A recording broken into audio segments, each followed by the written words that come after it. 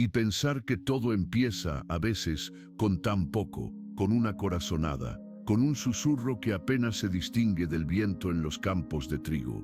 Para que una historia como esta llegue hasta nosotros, alguien tuvo que escuchar ese susurro, en medio del ruido de un mundo que casi siempre grita. Si nos sigues desde hace tiempo, sabes que aquí buscamos esas voces bajas, esos ecos de santidad que se niegan a desaparecer. Y si es la primera vez que pasas por aquí, te invito a quedarte, a suscribirte y a escuchar con nosotros. Porque la historia de hoy no es solo sobre una vida santa, sino sobre una voz que misteriosamente se negó a callar. Nos vamos a la Italia del siglo XIX, una Italia que se está construyendo a sí misma, llena de tensiones, de política, de campos que huelen a tierra húmeda y a pobreza. En un pueblecito llamado Le Boudry, cerca de Bolonia, la vida transcurre al ritmo de las estaciones, de las cosechas y de las campanas de la iglesia. Aquí, el 23 de febrero de 1847, nace una niña llamada Clelia Barbieri. Su familia no tiene nada de especial, al menos no a los ojos del mundo. Su padre, Giuseppe, es jornalero, su madre, Jacinta, se dedica a la casa y a tejer cáñamo, como tantas otras mujeres. Son gente sencilla, de fe profunda y manos encallecidas. El pequeño mundo de Clelia huele a pan recién hecho, a tierra mojada por la lluvia y al incienso de la pequeña iglesia del pueblo. La infancia de Clelia queda marcada muy pronto por la sombra de la muerte. La epidemia de cólera, que barre la región en 1855, se lleva a su padre. Clelia tiene solo 8 años. Es un golpe brutal, de esos que te obligan a crecer de golpe. Jacinta, su madre, se encuentra sola, con 2 niñas pequeñas, Clelia y su hermana menor, Ernestina. La pobreza, que antes era una compañera constante, ahora se convierte en una amenaza real. Se mudan a una casa cercana a la iglesia parroquial, una casa que pertenece al tío de Clelia. Es una época de escasez, de incertidumbre. Pero es también en ese nido de dolor y precariedad donde la fe de Clelia empieza a echar raíces profundas. Su madre, Jacinta, es una mujer de una piedad sencilla, pero inquebrantable. Le enseña a Clelia a rezar, no como una obligación, sino como una conversación. Le habla de Dios no como un ser lejano y terrible, sino como una presencia cercana, un refugio. Y Clelia escucha. Escucha con una atención que no es normal para una niña de su edad. Mientras otras niñas juegan, Clelia busca el silencio. Se esconde en un rincón de la casa, detrás de una pila de leña, y se pone a rezar el rosario. No lo hace por imitación, no es un juego. Siente una conexión real, una paz que el mundo de los adultos, con sus preocupaciones y sus miedos, no parece ofrecerle. El párroco del pueblo, don Gaetano Guido, un hombre de mirada atenta, se da cuenta pronto de que esa niña no es como las demás. Ve en sus ojos una seriedad, una profundidad que le llama la atención. Clelia es pequeña, de salud frágil, pero posee una voluntad de hierro. A pesar de la costumbre de la época, que dictaba que la primera comunión se recibía en la adolescencia, don Gaetano decide hacer una excepción. Clelia la recibe con solo 11 años, el 17 de junio de 1858. Ese día, para ella, no es un simple rito, es un encuentro que le cambia la vida. Años más tarde, recordaría ese momento con una claridad asombrosa. Diría que sintió algo extraordinario, una certeza que se le instaló en el alma. La certeza de que su vida no le pertenecía del todo, de que estaba llamada a algo más. ¿Pero a qué? Ella misma no lo sabía. Era solo una niña pobre, en un pueblo olvidado. ¿Qué podía hacer ella? Esa pregunta, probablemente, flotaba en su mente mientras ayudaba a su madre a hilar cáñamo, con los dedos entumecidos por el frío del invierno. El tiempo pasa. Clelia crece.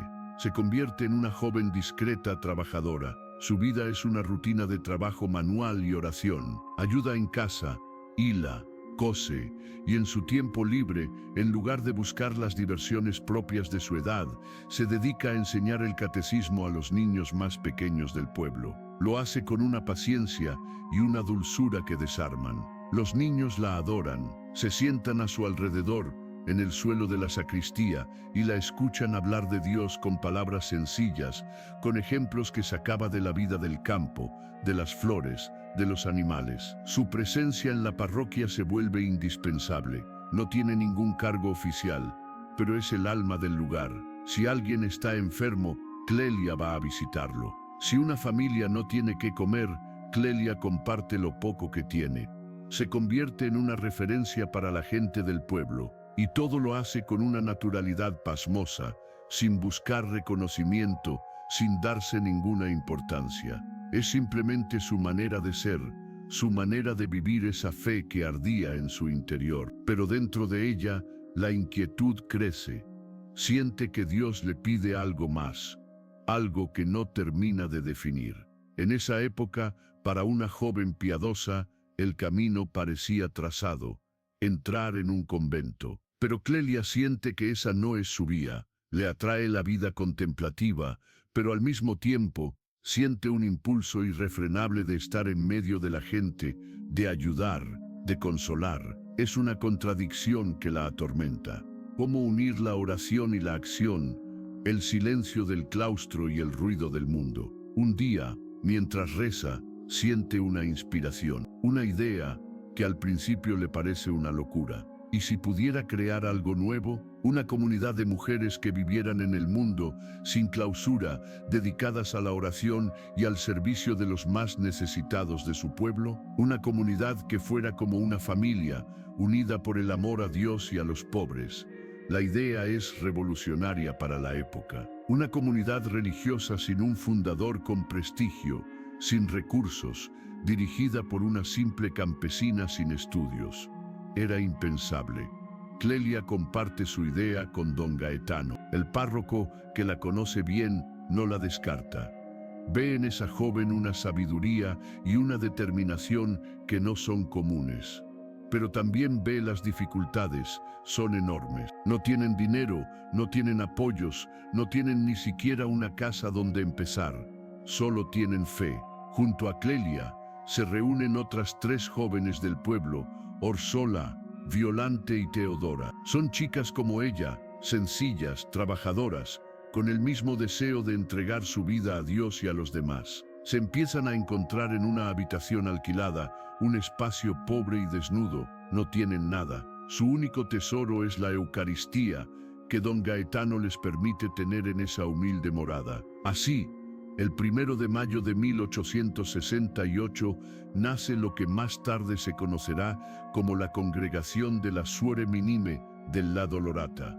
El nombre ya lo dice todo: mínimas, las más pequeñas, las últimas. Y de la Dolorosa, porque ponen su sufrimiento y el de los demás bajo la protección de la Virgen al pie de la cruz. Clelia tiene solo 21 años. Es la fundadora y la superiora de una comunidad que no tiene ni nombre oficial ni aprobación eclesiástica. Humanamente hablando, es un proyecto abocado al fracaso.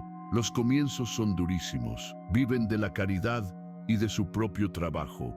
Hilan, cosen, cultivan un pequeño huerto, pasan hambre, frío. La gente del pueblo al principio las mira con desconfianza. ¿Quiénes son estas chicas que pretenden ser religiosas sin serlo?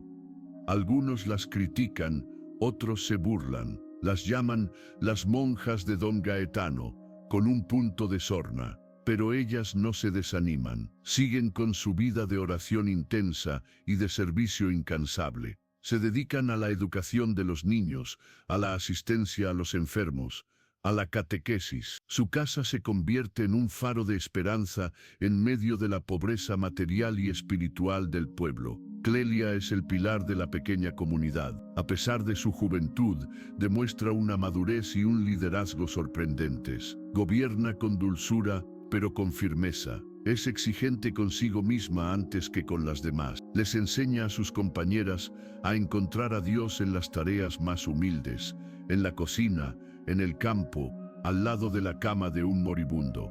Les insiste en que su convento debe ser el mundo. No deben huir de él, sino transformarlo desde dentro, con pequeños gestos de amor. Pero la salud de Clelia, que nunca ha sido buena, empieza a resentirse. La tuberculosis, esa enfermedad que diezmaba a la población en el siglo XIX, se ha alojado en sus pulmones. La tos, al principio esporádica, se vuelve constante. La fiebre la consume por las noches. Sabe que le queda poco tiempo, y esa conciencia de la muerte inminente, lejos de asustarla, parece darle una nueva urgencia, una nueva lucidez. Reúne a sus hermanas. Sabe que las deja en una situación precaria. La comunidad es pequeña, frágil, sin reconocimiento oficial. El futuro es incierto. ¿Qué será de ellas cuando ella no esté? Es la preocupación de cualquier fundador.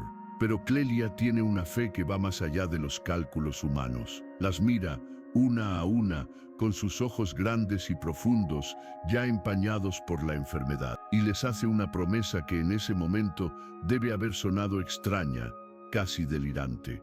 Hijas mías, les dice con un hilo de voz, yo me voy pero no las abandonaré. Estaré siempre con ustedes. Y verán, cuando en el coro recen el oficio, mi voz se unirá a la suya. Las hermanas la escuchan en silencio, con el corazón encogido. Probablemente piensan que son las palabras de consuelo de alguien que se está despidiendo, una metáfora hermosa para decirles que su recuerdo perdurará. No pueden imaginar, ni por un segundo, el significado literal y asombroso que esas palabras llegarán a tener.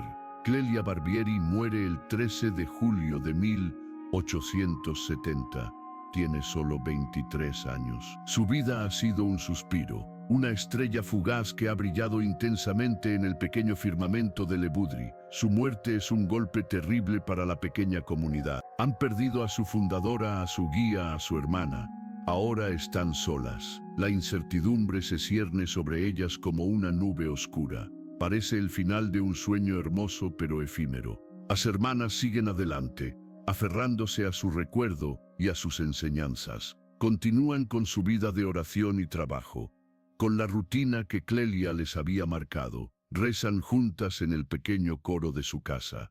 Y es aquí donde la historia da un giro que desafía toda lógica, toda explicación racional. Un año después de la muerte de Clelia, exactamente el 13 de julio de 1871, mientras las hermanas están rezando, ocurre algo. Al principio es una sensación, algo apenas perceptible. Luego se vuelve más claro, una voz de mujer, nítida, inconfundible, que se une a las suyas en el canto de los salmos.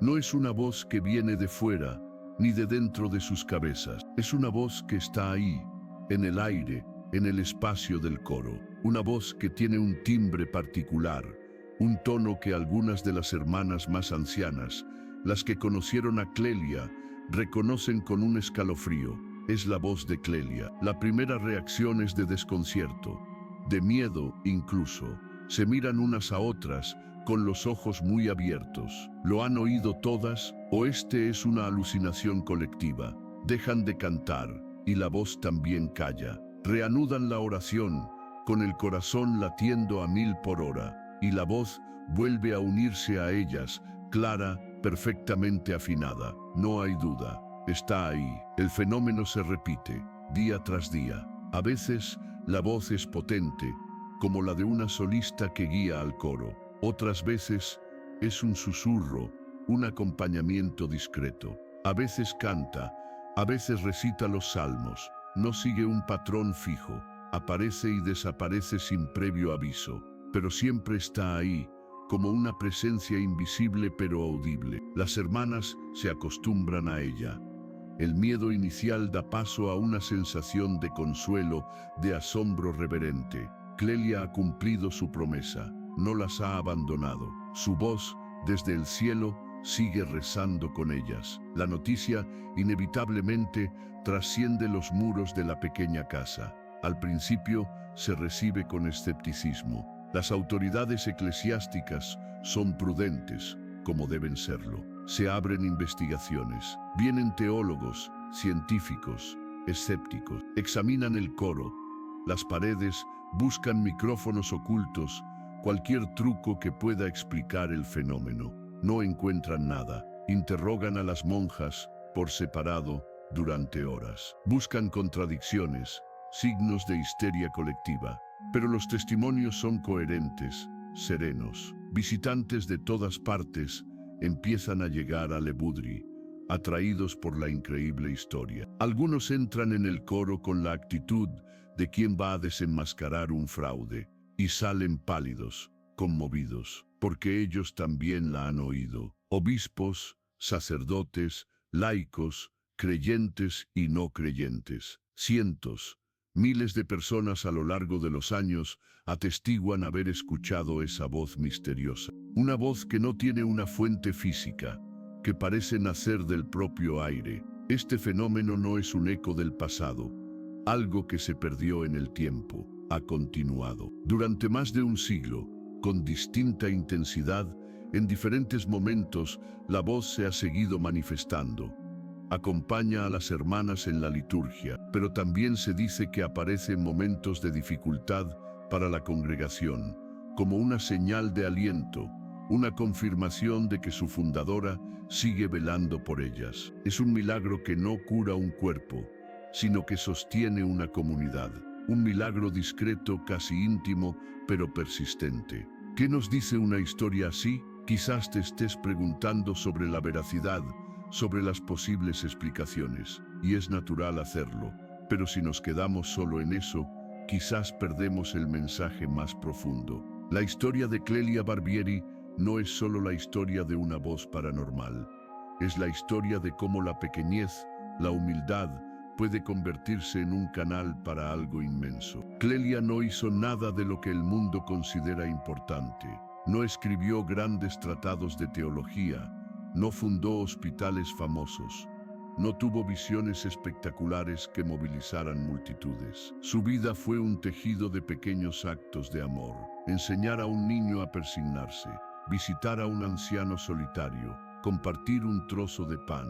Y sin embargo, esa vida, aparentemente insignificante, generó una fuerza que trascendió la muerte de una manera asombrosa. Su voz es el símbolo de su legado, un legado que nos dice que ninguna vida vivida en el amor es estéril, que ningún gesto de bondad se pierde. La congregación que fundó aquella joven de 21 años, sin recursos y sin apoyos, hoy está extendida por varios continentes. Aquellas mínimas, aquellas más pequeñas, se han multiplicado, llevando el carisma de Clelia a la India, a Tanzania, a Brasil. Siguen trabajando en la educación con los enfermos, en las parroquias. Siguen siendo fieles a esa idea revolucionaria de su fundadora. Encontrar a Dios en la normalidad del día a día, en el servicio humilde y silencioso. La vida de Clelia nos confronta con una pregunta. ¿Dónde buscamos la grandeza? ¿En los grandes titulares, en las hazañas que todos aplauden, en el éxito visible? ¿O en la fidelidad silenciosa a una llamada interior, en la perseverancia a pesar de las dificultades, en la capacidad de amar sin esperar nada a cambio? Clelia eligió el segundo camino, y su vida corta y humilde se convirtió en un eco que todavía resuena. Su voz, esa voz que sigue hablando en Le Boudry, es un recordatorio permanente de que hay una realidad que nuestros ojos no ven, una música que nuestros oídos a menudo no captan. Nos hemos acostumbrado a un mundo lleno de ruido, de mensajes que compiten por nuestra atención. Y en medio de esa cacofonía, es fácil que las voces importantes, las que de verdad tienen algo que decirnos, se pierdan. La voz de Clelia es una invitación a hacer silencio, a escuchar, a prestar atención a los susurros de lo sagrado en nuestra propia vida. A veces, la revelación más profunda no viene con truenos y relámpagos, sino en la sencillez de una voz que canta en un coro, en el recuerdo de una promesa cumplida, en la certeza de que el amor es más fuerte que la muerte. Cuando el Papa Juan Pablo II la canonizó en 1989, reconoció oficialmente lo que la gente sencilla de Le Boudry siempre había sabido, que esa joven campesina era una santa. Y no por el milagro de su voz, sino por la santidad de su vida, que fue la que hizo posible ese milagro. La voz es solo la consecuencia, el signo visible de una realidad invisible mucho más profunda. Pensar en esas primeras hermanas, solas, asustadas, después de la muerte de su joven fundadora, y escuchar de pronto su voz en medio de la oración. Qué mezcla de temor y de consuelo debieron sentir. Era la confirmación de que no se habían equivocado, de que su camino, por muy humilde que pareciera, era el correcto. Esa voz se convirtió en su fuerza, en su guía, y de alguna manera sigue siéndolo para todos los que se acercan a esta historia. Nos recuerda que la santidad no es una meta inalcanzable reservada para unos pocos elegidos. Es una posibilidad abierta a todos.